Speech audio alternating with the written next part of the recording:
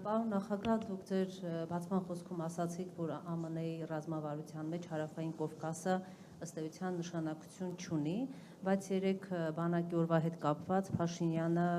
ասել է, որ մեր անվտանգության երաշխավորը ոչ թե բանակն է, այլ թրիփը, այսպիսի մի ձևակերպում է տվել, ինչպես եք սա գնահատում, այսինքն իրենք չգիտեն, որ ամերիկյան ռազմավարության այսպես Ինչ ասել, մի հատ էլ կրկնեք, ես այդ մարդու այդ առությունները վաղուր չեմ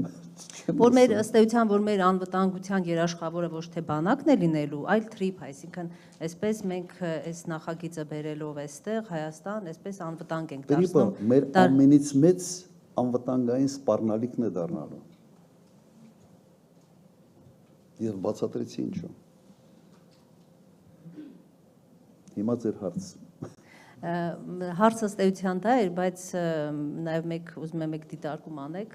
մինչ ասուլիսը սկսել եմ, մեզ բոլորի շատ հետաքրքիր էր ձեր ասուլիսի հետնանկարի պատկերը, Արարատ սարը, նաև եկեղեցին, ինչ մեսիջ է սա, որտեղ եթե չեմ Հենց ճիշտ եք հասկացել ինչ մեսիջ է։ Եթե հնարավոր է ավելի Նաև խոր վերաբը պիտի լինի։ Կա, խոր վերաբներ կա։ Եկեղեցի, Արարատ, ուրեմն մեր խորհրդանիշներից չենք հրաժարվում։ Մեսիջը շատ ուղղակի է։ Ինչ վերաբերում է առաջի հարցին, իմ տպավորությունը այնպիսին է, որ մարդիկ ի պաշտոն է պատասխանատվություն են կրում հարցերի վերաբերյալ, որոնցից բացարձակապես ոչինչ չեն հասկանում։ Բացարձակապես։ Յուրաքանչյուր երկրի անվտանգության երաշխավորը առաջի հերթին բանակն է, առաջի հերթին բանակն է։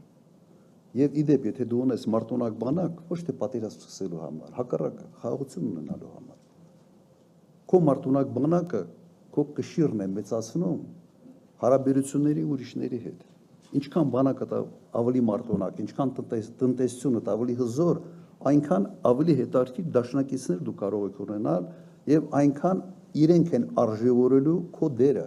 այդ հարաբերությունները։ Եթե դու քեզանից ոչինչ չես ներկայացնում, քո հետ ինչ ընկերություն անում։ Միջազգային հարաբերությունները այդ սենտիմենտները չկան։ Եթե քեզանից 0 ես ներկայացնում, քո հետ ընկերություն անի, որինչ, բեռ ես դառնում։